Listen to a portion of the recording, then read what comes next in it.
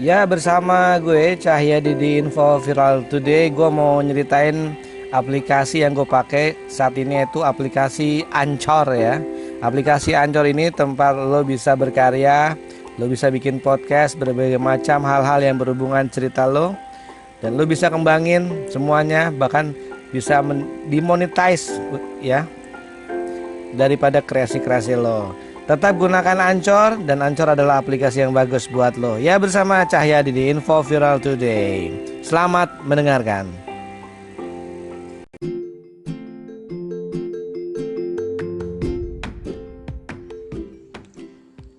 Ya, Assalamualaikum warahmatullahi wabarakatuh. Baik, untuk rekan-rekan pendengar podcast Info Viral Today, sebelumnya kita sudah membahas mengenai perbedaan antara sales dan marketing, dan di sini saya ingin memperdalam lagi mengenai bedanya marketing, selling, dan branding ya. Di sini saya kopas dari ceraproduction.com ya. Dalam keseharian kita, tentu kita sudah tidak asing lagi dengan istilah marketing, selling, dan branding ya.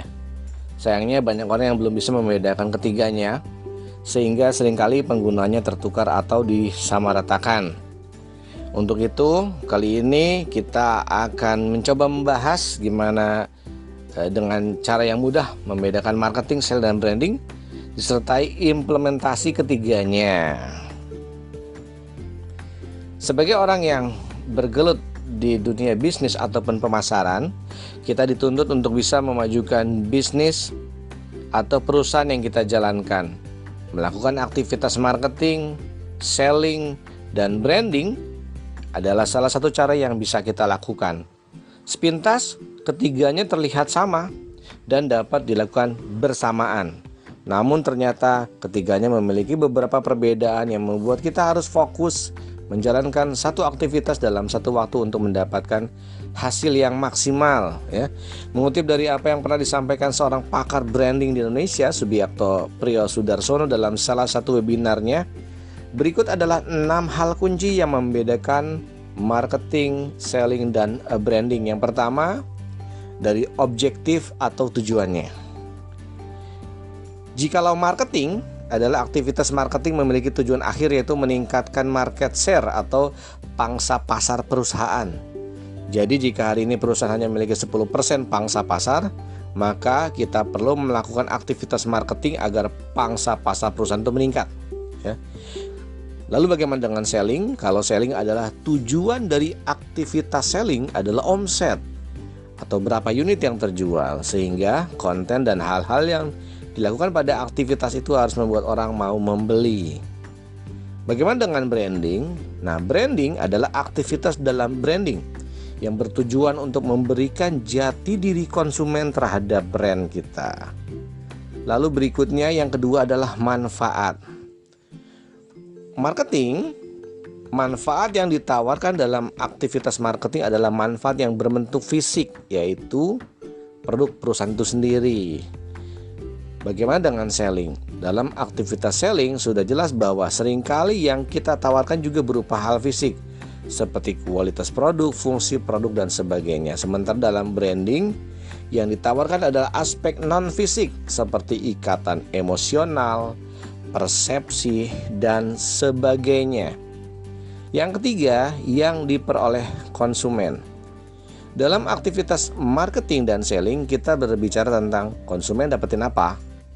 Tentu saja, apa di sini merujuk pada barang atau produk yang dijual. Sementara dalam aktivitas branding, kita berbicara tentang konsumen menjadi apa. Contoh sederhananya dalam jam tangan merek Rolex misalnya. Dalam hal aktivitas marketing dan selling, maka yang kita bicarakan adalah tentang kualitas bahan, ketahanan, dan desain jam tangan tersebut. Namun di dalam branding, kita akan bicara bahwa jam tangan Rolex adalah lambang kesuksesan, sehingga banyak orang yang sudah sukses dan atau orang yang ingin dipersepsikan sebagai orang sukses membeli jam tangan tersebut. Itulah maksud dari konsumen menjadi apa. Yang berikutnya, nomor 4-nya adalah goals yang ingin dicapainya. Aktivitas marketing adalah demand, permintaan. Sehingga cara atau kegiatan yang dilakukan dalam aktivitas marketing adalah usaha-usaha untuk merangsang kebutuhan konsumen terhadap produk yang ditawarkan. Sementara dalam selling goals yang ingin dicapai hanya sampai pada tahap closing penjualan. Lain lagi dalam branding, goals yang ingin dicapai adalah loyalitas konsumen. Sehingga Pak B, sapaan akrab dari Pak Subiakto pun memperkuat statement ini dengan mengatakan bahwa jika marketing dan selling itu menciptakan pembeli, maka branding itu menciptakan pelanggan. Yang berikutnya nomor 5, dari segi waktu, aktivitas marketing memerlukan jangka waktu pengerjaan yang panjang. Mulai dari merangsang kebutuhan, mengedukasi pasar, sebelum akhirnya bisa mencapai tujuan peningkatan market share ya. Sementara aktivitas selling biasanya hanya dilakukan dengan jangka waktu yang cukup pendek, mulai dari hitungan jam hingga biasanya maksimal 1 bulan. Contohnya program diskon atau bonus. Branding lain lagi, jangka waktu untuk membangun sebuah brand membutuhkan waktu yang tidak sebentar. Branding dibangun melalui pengalaman-pengalaman yang dialami secara berulang sehingga membekas dalam ingatan dan benak konsumen. Nomor 6, aset. Aktivitas marketing menghasilkan sebuah tangible asset atau aset yang dapat terlihat secara fisik, seperti database pembeli potensial, market share, dan sebagainya. Begitupun dalam aktivitas selling, aset yang digunakan atau didapatkan dapat terlihat secara fisik ya, tangible asset. Lain halnya dengan branding.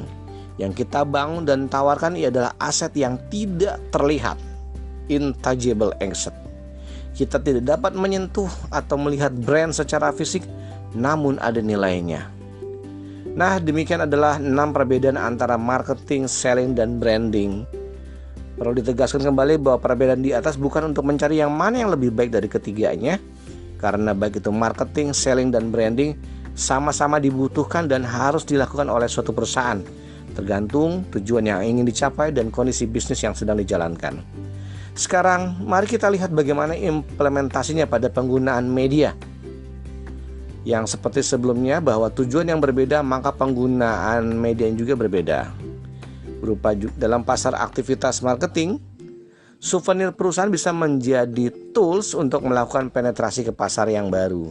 Biasanya hal ini dilakukan bersama dengan sebuah event, misalkan seminar, pameran, atau sebagainya.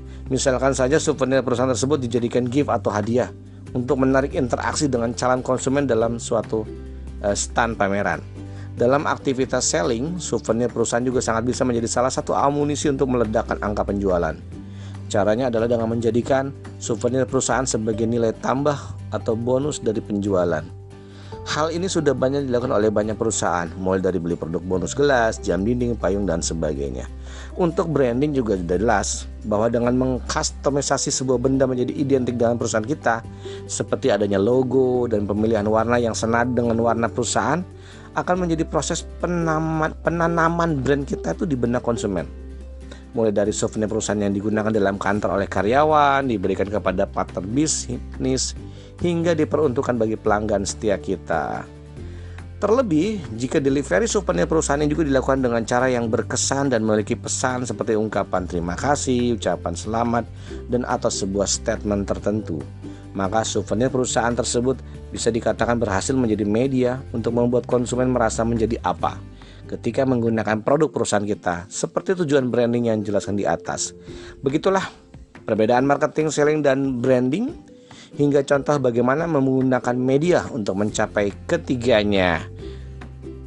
Marketing, selling, dan branding, ketiganya bisa digunakan menjadi sebuah media, contohnya dengan tadi yang kita informasikan, yaitu souvenir perusahaan ya. Oke, semoga bermanfaat untuk informasi mengenai perbedaan marketing, selling, dan branding. Selamat malam, assalamualaikum warahmatullahi wabarakatuh.